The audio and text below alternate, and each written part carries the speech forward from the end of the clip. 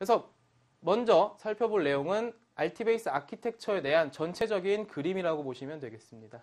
그래서 RT베이스 아키텍처를 구분을 하게 되면 가장 먼저 메모리 부분과 그 다음에 스레드 부분 그리고 스토리지 부분 이렇게 세 부분으로 구분을 해서 설명을 할 수가 있겠습니다. 그래서 메모리의 메모리 데이터 영역이라든지 버퍼풀, 로그 버퍼라든지 RT베이스 글로벌 에어리어라고 하는 이런 영역들로 메모리가 사용이 되어지고 있고요.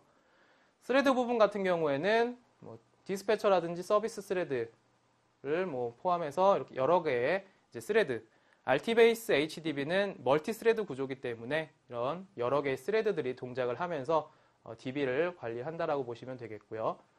그 다음에 스토리지 부분에서는 로그 앵커라든지 체크 포인트 이미지 파일, 데이터 파일, 로그 파일과 같은 DB를 운영하는 데 있어서 이제 필수적으로 사용이 되어지는 어떤 이런 파일들과 그 외에 아카이브 로그라든지 프로퍼티, 패스워드, 트레이스 파일들이 제공이 되고 있습니다. 그래서 각각에 대해서 좀 더 자세하게 살펴보도록 하겠습니다. 제일 먼저 메모리 쪽에 대해서 먼저 살펴볼 텐데요. 메모리 쪽에서는 가장 먼저 살펴볼 내용이 이 메모리 데이터라고 하는 부분입니다. RT베이스 HDB는 하이브리드라고 말씀을 드렸어요. 그래서 하이브리드 DB는 메모리 DB와 디스크 DB를 같이 쓰는 구조라고 말씀을 드렸죠. 여기서 얘기할 때 이 메모리 DB, 순수하게 메모리 데이터를 관리하는 영역을 이 메모리 데이터 영역이라고 얘기를 합니다. 그래서 실제로 메모리 데이터 공간, 데이터가 들어있는 공간이에요. 그래서 여기에 들어있는 데이터들에 대해서는 사용자가 어떤 트랜잭션을 요청했을 때, 질의했을 때 이 메모리 데이터 영역에서 모든 트랜잭션이 처리가 되는 이런 부분을, 이런 영역을 이제 메모리 데이터 영역이라고 얘기를 합니다. 그래서 데이터가 이 메모리 데이터 영역에 다 들어있기 때문에 디스크 IO가 거의 발생을 하지 않게 되죠. 실제 데이터가 메모리에 있기 때문에. 그래서 성능이 빠르다. 이 메모리 데이터 영역을 사용을 하게 되면 성능이 빠르다. 이렇게 말씀을 드렸습니다. 그 다음에 이제 버퍼풀이라고 하는 영역은 일반적으로 디스크 DBMS에서 사용을 하는 그 버퍼의 개념이라고 생각을 하시면 되겠습니다. 그래서 실제 데이터는 디스크에 저장이 되어 있고요. 디스크에 저장이 되어 있는 데이터들을 일부 디스크 IO를 줄여서 성능을 높이기 위해서 이 버퍼라고 하는 영역에다가 데이터를 적재를 해서 사용을 하는 그런 용도로 이 버퍼를 메모리 영역에서 사용을 하게 됩니다. 그 다음에 이제 로그 버퍼라고 하는 영역은 이 버퍼풀과 어떤 목적이라든지 사용하는 목적이나 용도는 유사하다라고 생각을 하시면 될 것 같아요.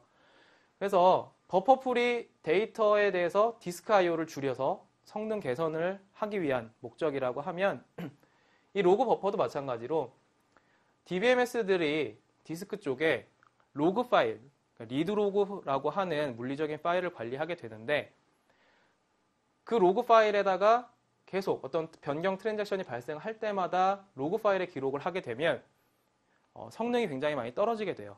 디스크 IO가 그만큼 많이 발생을 하기 때문에.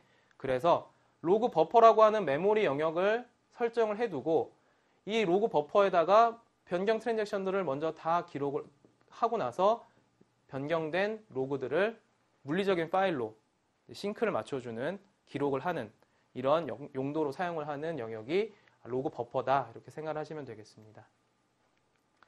그 다음에 살펴볼 내용은 RT베이스 글로벌 에어리어라고 하는 영역입니다.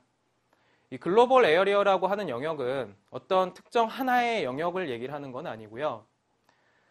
보시는 것처럼 어떤 질의 처리 시에 사용이 되는 어떤 임시 공간, 어떤 소팅 작업을 한다든지 어떤 연산을 해야 돼서 사용을 하는 어떤 그런 템프 영역이라든지 그 외에 어떤 다른 여러 가지 모듈들, RT베이스 HDB에서 제공이 되는 그런 모듈들이 사용을 하는 여러 이제 메모리 영역들을 이제 편의상 저희가 글로벌 에어리어라고 하는 영역에서 이제 관리가 되어진다 이렇게 얘기를 하고 있는 겁니다. 그래서 실제로 이 영역을 살펴보게 되면 굉장히 많은 여러 개의 모듈들이 메모리를 사용을 하고 있다 이렇게 생각을 하시면 될 것 같습니다. 그래서 메모리 쪽에서는 이렇게 크게 4종류의 영역으로 분류를 해서 생각을 하실 수가 있겠고요. 그다음에 이제 스토리지 부분에서는 체크포인트 이미지 파일을 먼저 살펴보도록 하겠습니다. 체크포인트 이미지 파일이라고 하는 거는 앞에서 메모리 영역에서 메모리 데이터라고 하는 영역에 실제로 메모리 데이터가 저장이 되고 관리가 된다. 이렇게 말씀을 드렸죠. 그런데 메모리는 어떤 특성을 가지고 있냐 하면 휘발성이라고 하는 그런 특성을 가지고 있습니다. 그래서 전원이 나간다거나 어떤 장애가 발생을 했다거나 정상적으로 DB를 셧다운을 한 경우라고 해도 메모리 쪽 같은 경우에는 전원이 나가게 되면 모든 데이터가 다 휘발성 특성을 갖기 때문에 없어지게 되죠. 그래서 메모리 데이터 영역에 데이터가 들어있을 때 어떤 백업 파일, 그 데이터에 대한 백업 파일이 없게 되면 정상적으로 DB를 셧다운한 다음에 다시 구동을 해도 그 데이터들을 다시 사용을 할 수가 없게 돼요. 그래서 체크포인트 이미지 파일이라고 하는 이름으로 스토리지 부분에, 그러니까 디스크 부분에다가 메모리 데이터에 대해서 안정적으로 백업을 받아두게 됩니다. 그래서 그 백업 받은 파일을 체크포인트 이미지 파일이라고 얘기를 하게 되고요. 여기에 이제 백업 파일이 저장이 되어 있기 때문에 DB를 셧다운 했다가 다시 구동을 하게 되면 이 체크포인트 이미지 파일을 다시 업로딩을 해서 사용을 하는, 메모리 데이터로 사용을 하는 그런 형태로 동작한다라고 생각을 하시면 되겠습니다. 그 다음에 데이터 파일 같은 경우에는 디스크 데이터에 대한 데이터 파일입니다. 그래서 디스크 데이터, 그러니까 디스크 DB 쪽에서 관리가 되어지는 데이터들은 디스크에 저장이 된다고 말씀을 드렸죠. 그래서 디스크에 실제로 데이터 파일에다가 저장을 하는 어떤 DBF 파일, 이런 파일들이 되겠죠. 그래서 데이터 파일에 저장을 하고 나서 여기에 있는 데이터들을 버퍼 영역에다가 일부 적재해서 사용을 한다, 이렇게 말씀을 드렸습니다. 그 다음에 리드로그 파일은 DB들이 어떤 장애라든지 이런 부분에 있어서 복구를 하기 위한 용도로 관리를 하는 물리적인 파일입니다. 근데 이 파일을 앞에서 말씀드린 것처럼 이 파일에다가 계속적으로 변경 트랜잭션들을 기록을 하게 되면 디스크 IO가 많이 발생하기 때문에 로그 버퍼라고 하는 메모리 영역도 사용을 한다, 이렇게 말씀을 드렸죠. 그 다음에 로그 앵커라고 하는 파일을 또 제공을 하고 있습니다. 그래서 로그 앵커 파일은 DB에 대한 어떤 전반적인 정보가 들어있는 그런 파일이라고 생각을 하시면 될 것 같아요. 그래서 어떤 DB의 구동 정보라든지 데이터 파일에 대해서 어떤 경로들, 저장이 된 경로, 데이터 파일이 저장이 된 경로라든지 체크 포인트, 이미지 파일이 저장이 된 경로, 이런 경로들과 장애가 발생했을 때 복구할 수 있는 복구 시점, 이런 부분들을, 그러니까 전체적인 DB 정보를 관리하고 있는 그런 파일이라고 생각을 하시면 되겠습니다. 그 다음에 이제 스토리지 부분에서 기타 또 제공이 되고 있는 여러 개의 이제 파일들이 있습니다. 그래서 먼저 살펴볼 내용은 아카이브 로그 파일인데요. 아카이브 로그 파일은 항상 DB에 존재하는 그런 파일은 아닙니다. 아카이브 로그 파일은 DB가 아카이브 모드로 운영 중일 때만 생성이 된다, 이렇게 생각을 하시면 되겠어요. 그래서 DB가 아카이브 모드로 운영 중이라고 하면 로그 스위치가 발생을 할 때, 예를 들어서 로그 파일 0번을 쓰고 있다가 여기를 다 쓰고 나서 이제 로그 스위치가 발생을 하면은 로그 1번을 쓰게 되겠죠. 로그 1번을 쓸 때, 로그 스위치가 발생을 할 때 이 로그 파일에 대해서 어떤 백업 파일 개념으로 다른 경로, 그러니까 다른 디렉토리에다가 이 파일을 아카이빙을 해서 만들어 놓은 그 파일을 아카이브 로그 파일이라고 얘기를 합니다. 그래서 항상 만들어지는 게 아니라 DB가 아카이브 로그 모드로 운영 중일 때만 이렇게 생성이 된다, 이렇게 생각을 하시면 되겠고요. 그 다음에 또 제공이 되는 파일은 프로퍼티 파일입니다.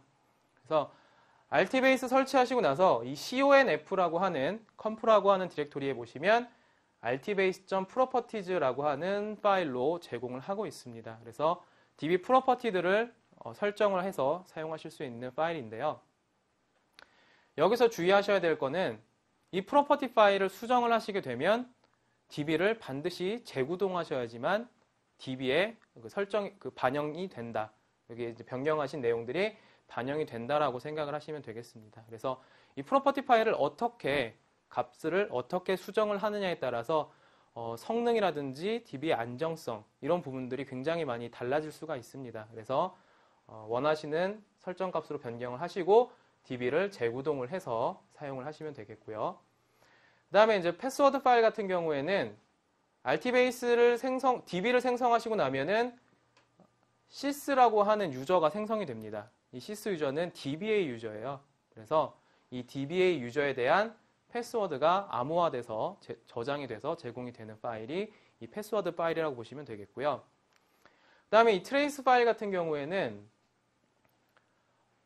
어떤 DB가 구동이 되고 나서 상태 정보, 뭐 언제 구동이 됐고 언제 종료가 됐고 스탑이 됐고 그 사이에 어떤 작업들을 DB가 내부적으로 처리를 했는지, 뭐 언제 백업을 받았고 뭐 정상적으로 그 백업이 받아졌는지, 어떤 작업들이 정상적으로 수행이 됐는지, 처리되다가 뭐 에러가 발생을 했는지 이런 부분들에 대해서 전체적으로 기록을 해놓는 그런 트레이스 파일이라고 보시면 되겠습니다. 그래서 장애가 발생을 했거나 정상적으로 수행이 됐는지 안 됐는지 이런 부분들을 확인하고 싶으실 때 이 트레이스 파일들을 확인을 해서 확인을 하실 수가 있겠습니다.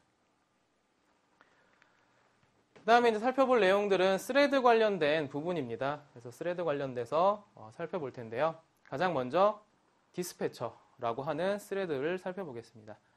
이 디스패처라고 하는 스레드는 아까 RT베이스 HDB 특징을 볼 때 서버 클라이언트 엔진 구조라고 말씀을 드렸죠. 그래서 클라이언트가 서버에 어떤 통신 프로토콜을 이용을 해서 접속을 해서 질의를 한다 이렇게 말씀을 드렸는데, 그럴 때 클라이언트가 서버 쪽으로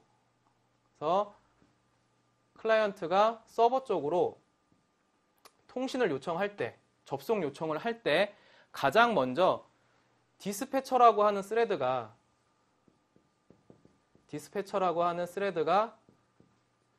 이 접속 요청을 감지를 하게 됩니다. 그래서 감지를 하는 그 스레드가 이제 디스패처라고 보시면 되겠고요. 이 접속 요청을 감지는 하는데 디스패처가 실제로 일을 하진 않아요. 자기가 일을 하면 좋은데 일을 하진 않고 이 접속 요청을 받아서 서비스 스레드라고 하는 이 스레드한테 접속 요청을 넘겨줍니다. 어떤 클라이언트가 어떤 작업을 요청을 해왔다. 일을 해라. 이런 식으로 접속 요청을 넘겨줘요. 그러면 이 서비스 스레드가 서버 쪽으로 전달을 해서 그 질의들을 처리를 하고 처리가 된 결과를 다시 응답받아서 클라이언트한테 전달을 해주는 이런 역할들을 하는 스레드라고 보시면 되겠습니다. 그 다음에 로드 밸런서라고 하는 스레드가 있는데, 이 로드 밸런서라고 하는 스레드는 실제로 어떤 태스크의 처리는 서비스 스레드가 한다라고 말씀을 드렸죠.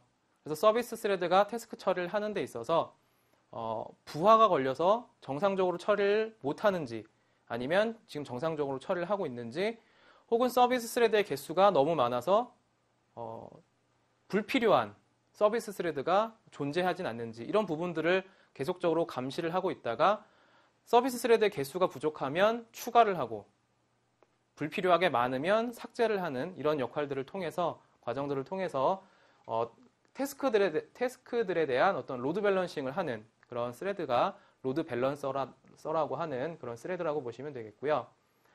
그 다음에 이제 세션 매니저라고 하는 스레드는 그 세션들에 대한 어떤 타임아웃을 감지를 하는 스레드입니다. 그래서 어떤 클라이언트가 세션이 이제 접속한 후에 어떤 타임아웃에 걸렸을 때 뭐 세션을 단절한다든지 하는 이런 타임아웃을 관리를 하는 그 스레드가 세션 매니저다 이렇게 보시면 되겠고요. 그 다음에 이제 체크포인트라고 하는 스레드는 아까 메모리 영역과 스토리지 부분 말씀을 드릴 때 메모리 데이터 영역에 있는 메모리 데이터를 디스크에 체크포인트 이미지 파일이라고 하는 물리적인 파일에 저장을 한다, 백업을 받는다 이렇게 말씀을 드렸어요. 그럴 때 메모리 데이터에 있는 데이터를 디스크에 체크포인트 이미지 파일로 백업을 받는 역할을 하는 스레드가 이 체크포인트라고 하는 스레드라고 보시면 되겠습니다. 그래서 체크포인트 동작, 어떻게 체크포인트, 백업을 받는지에 대해서는 뒤쪽에서 좀 더 자세하게 학습을 해보도록 하겠습니다. 그 다음에 이제 메모리 에이저라고 하는 스레드는 메모리 테이블에 대해서 어떤 변경 작업이 발생을 했을 때 그 변경하고 난 후라든지 그러니까 커밋을 했다든지 아니면 롤백을 했다든지 했을 때 그 변경을 하기 이전 값과 변경을 한 후의 값 이렇게 두 가지 버전에 대해서 그 값이 존재를 하게 됩니다. 그래서 예를 들어서 1을 2로 업데이트를 했다라고 하게 되면 업데이트를 하고 커밋을 하게 되면 이제 2라고 하는 데이터만 DB에 있으면 되죠. 1은 이제 불필요한 데이터가 되잖아요. 그럴 때 이 불필요한 데이터를 삭제를 하는 이런 역할을 하는 게 이 메모리 에이저라고 하는 스레드입니다. 반대로 롤백을 했다라고 하면은 변경한 2라고 하는 값이 불필요한 값이 되겠죠. 그래서 변경을 했던 2라고 하는 데이터를 삭제를 할 겁니다. 그래서 불필요한 이미지들을 삭제를 하는 스레드가 메모리 에이저라고 보시면 되겠고요. 버퍼 플러셔 같은 경우에는 버퍼에 있는 데이터들, 버퍼에서 어떤 변경된 데이터들이 있을 거예요. 그래서 버퍼에서 변경이 된 그런 더티 상태의 그 데이터들, 페이지들을 디스크의 그 데이터 파일에다가 이제 플러시를 해서 싱크를 맞춰주는 역할을 하는 스레드가 버퍼 플러셔다. 이렇게 보시면 되겠습니다. 그 다음에 로그 파일 매니저는 현재 사용 중인 로그 파일 외에 여유 있게 로그 파일들을 미리미리 만들어 놓는 그런 역할을 하는 스레드가 로그 파일 매니저라고 하는 스레드입니다. 그래서 RT베이스에서는 로그 파일을 시퀀셜하게 사용을 해요. 그래서 로그 파일 0번을 쓰다가 로그 0번을 쓰다가 다 썼어요. 로그 0번을 다 썼으면 그 다음에 로그 1번 로그 1번을 쓰게 되고요. 얘도 다 썼다. 쭉 계속 만들어서 로그 100번 1000번 이런 식으로 로그를 계속적으로 생성을 해서 사용을 하는 그런 시퀀셜한 사용을 하게 되는데요. 이럴 때 로그 파일 매니저가 미리미리 로그 파일들을 여유 있게 만들어 놓는 그런 역할들을 합니다. 그래서 이 부분에 대해서는 로그 파일 관리를 하는 부분 쪽에서 좀 더 자세하게 말씀을 드리도록 하겠습니다. 그 다음에 로그 플러셔라고 하는 스레드는 로그 버퍼, 아까 메모리 영역에 로그 버퍼라고 하는 메모리 영역이 있다고 말씀을 드렸죠. 그래서 로그 버퍼에 먼저 변경 트랜잭션들에 대한 로그를 기록을 하고 그 로그들을 물리적인 파일로 싱크를 맞춘다 이렇게 말씀을 드렸는데 그럴 때 로그 버퍼에 있는 로그들을 로그 파일로 플러시를 하는 역할을 하는 스레드가 로그 플러셔라고 하는 스레드가 되겠고요. 그 다음에 이제 아카이브라고 하는 스레드는 로그 스위치가 발생을 할 때 리드 로그 파일을 아카이브 로그 파일로 아카이빙을 하는 그런 스레드가 아카이브 스레드라고 하는 스레드입니다. 그래서 이제 스레드 종류에 대해서도 좀 살펴봤습니다. 그래서 메모리 영역, 디스크 영역, 그리고 스레드 영역 이렇게 해서 그 RT베이스 HDB에 대한 아키텍처들을 좀 말씀을 드렸습니다. 그래서 이런 식으로 HDB가 구성이 되어 있다라고 생각을 하시면 되겠고요.